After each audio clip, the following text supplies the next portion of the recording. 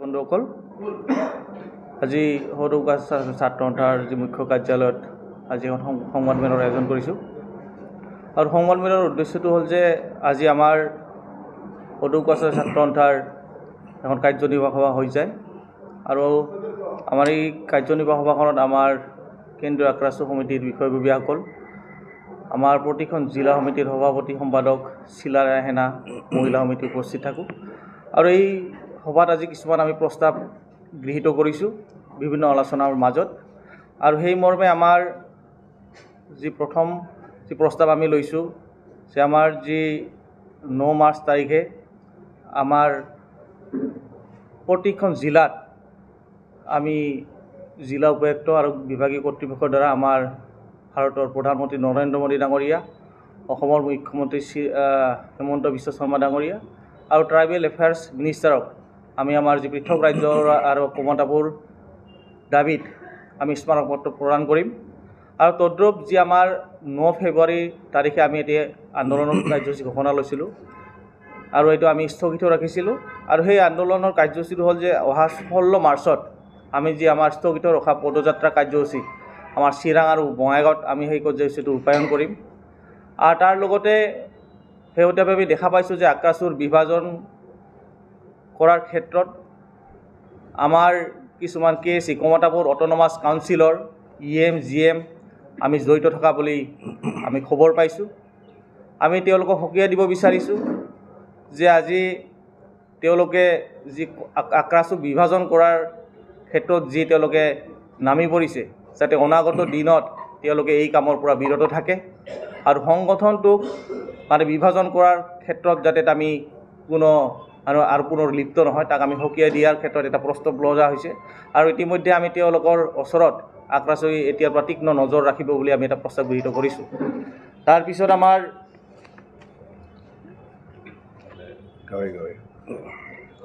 প্ৰস্তাৱ আছে যে আমি গাঁৱে গাঁৱে আমাৰ যি পৃথক ৰাজ্য কমতাপুৰৰ জনজাতিকৰণৰ ক্ষেত্ৰত আমি গাঁৱে গাঁৱে সজাগতা সভা আমি আয়োজন কৰিম। আৰু তাৰ শ্লোগান থাকিব যে নো ST নো ভোট। কিয়নো বিগত সময়ছোৱাত আপোনালোকে দেখিছে যে কমতাপুৰ ৰাজ্য আৰু পুনৰ জনজাতিকৰণৰ ক্ষেত্ৰত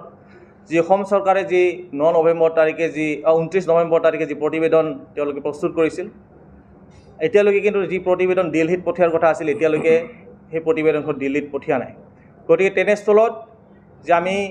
ভাবিবলৈ বাধ্য হৈছে যে বিজেপি চৰকাৰখনে যিটো সময়ত কোচ ৰাজবংশীক ধৰি 5 জনগোষ্ঠীৰ জনজাতিক বিষয়টো লৈ চৰকাৰ গঠন কৰিছিল,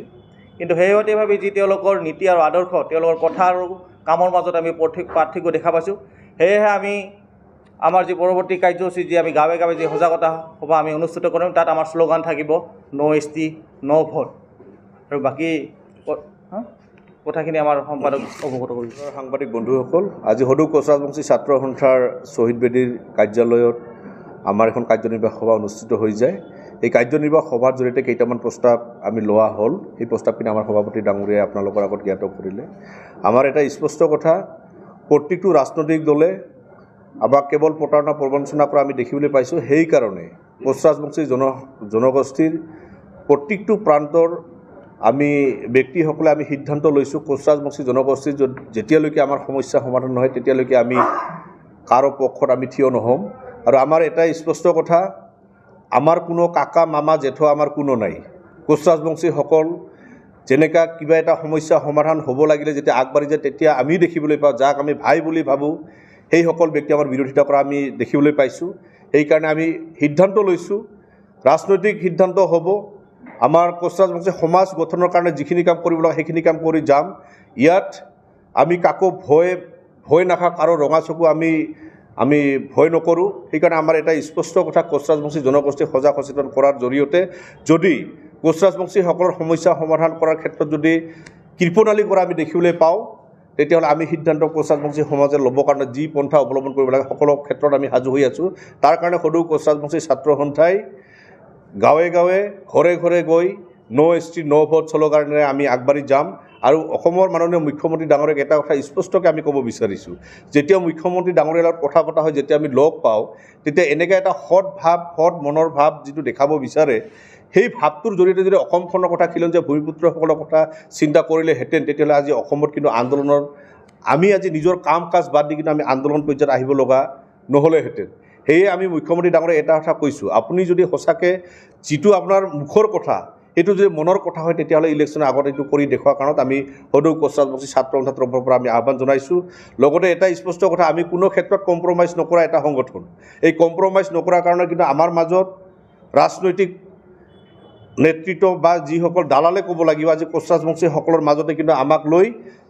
চিন্তিত হৈ আৰু আমি কম্প্ৰমাইজ নকৰাৰ কাৰণত কিন্তু আমাক লৈ ভাগ ভাগ কৰা এটা চিন্তা চৰ্চা চলি আছে যেনেকৈ KCৰ কমতাপুৰ অট'নমাছ কাউন্সিলত যিসকল নেতৃত্ব তাতে আছে তেখেতসকলক আমি আহ্বান জনাইছিলোঁ জাতিৰ কাম ভাল কৰিব বুলি তেখেতসকলে তাতে স্থান পাইছিল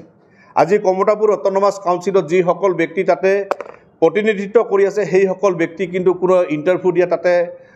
কোনো পদবী পোৱা নাই আৰু ৰাজনৈতিকভাৱে কোনো ইলেক্টেড হৈও কিন্তু তেখেতসকলে পোৱা নাই ৰাইজৰ কাম কৰাৰ কাৰণত আমি সকলোৱে তেখেতসকলক আগবঢ়াই দিছোঁ এতিয়া আমি দেখিবলৈ পাইছোঁ তেখেতসকলে আমাৰ শত্ৰু বুলি আমি পৰিগণিত হোৱা যেন আমাৰ অনুভৱ হৈছে গোটেই KCত যিমান আছে গোটেইকেইটাই নহয় কিন্তু আমি দেখিবলৈ পাইছোঁ মোটামুটি 50% মানুহ আজি সংগঠন বা জাতিটোৰ বিৰুদ্ধে কাম কৰিব বিচাৰি আছে কেৱল নিজৰ ব্যক্তিগত মুনাফাৰ কাৰণে সেয়ে আমি আহ্বান জনাইছোঁ কমতাপুৰ অট'নমাছ কাউন্সিলে যিসকল স্কিম আজি অসম চৰকাৰৰ স্কিমবিলাক আজি কোচ ৰাজবংশী অধ্যুষিত অঞ্চলবিলাক ঢুকি নাপায় সেইসকল কাম কৰিব লাগে আমি আজি সচিবালয়টো ভালকৈ বনাইছে আমি ভাল পাইছোঁ কিন্তু কথা হ'ল কি এই সচিবালয়টো যে বনালে এই সচিবালয়ত যি AC লগাইছে চোফা ছেট যি ব্যৱহাৰ কৰা হৈছে এই চোফা ছেট ACবোৰ ক'ৰ টকা আমি শুনিবলৈ পাইছোঁ জানিবলৈ পাইছোঁ যদি সেইটো সঁচা কথা হয় আমি কমতাপুৰ অট'নমাছ কাউন্সিলৰ চিফ চেয়াৰমেনক আমি এটা কথা আহ্বান জনাব বিচাৰিছোঁ ৰাইজৰ স্কিমৰ টকাৰে আপোনালোকে তাতে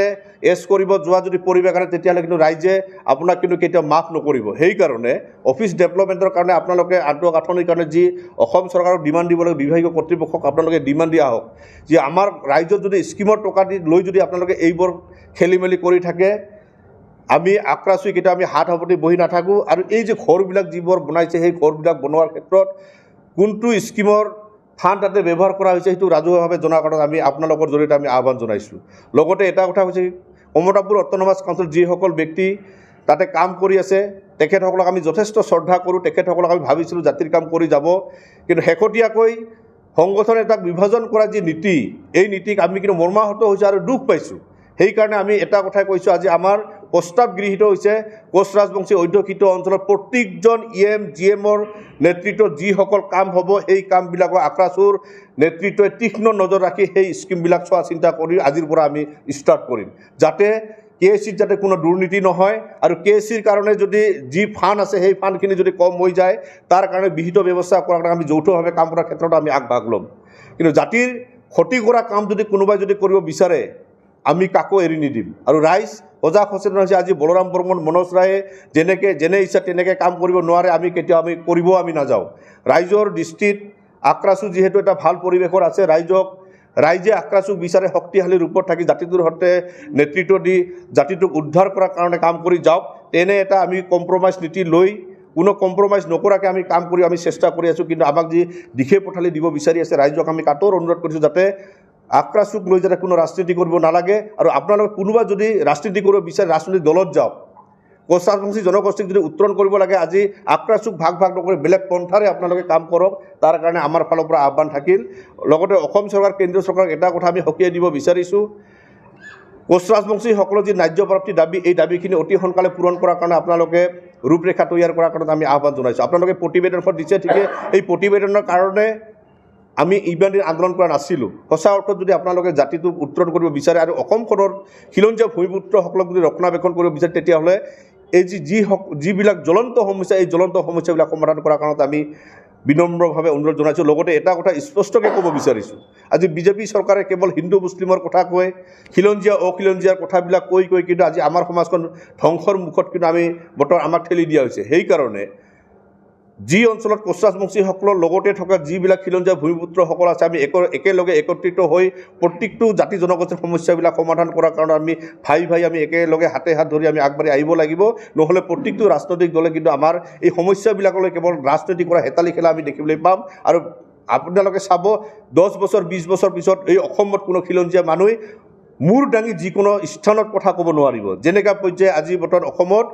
প্ৰত্যেকটো প্ৰান্তত এই পৰিৱেশটো আহি পৰিছে আজি শিৱসাগৰ নিচিনা ঠাইত আজি খিলঞ্জীয়া ভূমিপুত্ৰসকলৰ যি সংকেত যি তেখেতসকলক যি সকিয়নি দিব পৰা যি পৰিৱেশ আহিছে সেই পৰিৱেশ যে আমাৰ অঞ্চলতো নাহিব সেই কথাটো মানে স্পষ্ট নহয়। সেইকাৰণে আমি খিলঞ্জীয়া ভূমিপুত্ৰসকল একত্ৰিত হৈ নিজৰ চিন্তাধাৰা আমি কাম কৰিব লাগিব। ৰাজনৈতিক ক্ষেত্ৰত কেৱল অৱহেলা কৰা হয় কোচ ৰাজবংশীসকলক, সেইকাৰণে কোচ ৰাজবংশীসকলক যাতে অৱহেলা কৰা নহয়, কোচ ৰাজবংশীসকলক সন্মান প্ৰদৰ্শন কৰাৰ কাৰণত আপোনালোকে যিকোনো ৰাজনৈতিক দলৰ নেতৃত্বসকলে যাতে কোচ ৰাজবংশীসকলক ৰাজনৈতিক পথাৰত আহিব পৰা ব্যৱস্থাটো কৰি দিয়ে, তাৰ কাৰণে আমি বিনম্ৰভাৱে অনুৰোধ জনাইছোঁ। আমি দেখিবলৈ পাইছোঁ অসমত 14টা সমষ্টিত কোচ ৰাজবংশীসকলে জিকিব পৰা পৰিৱেশ আমাৰ মাজত আছে। ইয়াত আমাৰ কোচ ৰাজবংশী মানুহখিনি বিজেপি, এজিপি, কংগ্ৰেছ, ৰাইজৰ দল, এজেপি গোটেই ৰাজনৈতিক দলত আমাৰ মানুহখিনি সোমাই আছে। কিন্তু আমাৰ নেতৃত্বসকলৰ লগত যেতিয়া কথা পাতোঁ আমি দেখিবলৈ পাওঁ তেখেতসকলক কেৱল পিছত ৰাখিয়ে কথাবোৰ পাতিব বিচাৰে। সেইকাৰণে আমি আক্ৰাছুৰ ফালৰ পৰা আমি আহ্বান জনাইছোঁ খিলঞ্জীয়া ভূমিপুত্ৰসকলক সুৰক্ষিত আৰু সংৰক্ষিত কৰি ৰখাৰ কাৰণে ৰাজনৈতিক দিশত যাতে আমাৰ প্ৰতিনিধিবোৰ লৈ যাব পৰা যাতে পৰিৱেশটো আহে। আজি আমাৰ কোচ ৰাজবংশীসকলৰ মনৰ কথা মৰ্ম বেদনাখিনি যদি বিধানসভা লোকসভাত গৈ যাতে ক'ব কোৱাৰ আমাৰ মানুহেই নাথাকে তেতিয়াহ'লে সমস্যা কেনেকৈ সমাধান হ'ব। সেইকাৰণে প্ৰত্যেকটো ৰাজনৈতিক দলক আমি বিনম্ৰভাৱে অনুৰোধ জনাইছোঁ যাতে অইন বছৰৰ দৰে এইবাৰ যাতে কোচ ৰাজবংশীসকলক বাৰে বাৰে প্ৰতাৰণা প্ৰবঞ্চনা যাতে অন্যায় অত্যাচাৰ যাতে কৰি আমাক ধ্বংস কৰাৰ পৰিৱেশটো যাতে আপোনালোকে নানে। আৰু মুখ্যমন্ত্ৰী ডাঙৰীয়াক এটা কথা কৈছোঁ, আপোনালোকে কোচ ৰাজবংশীসকলৰ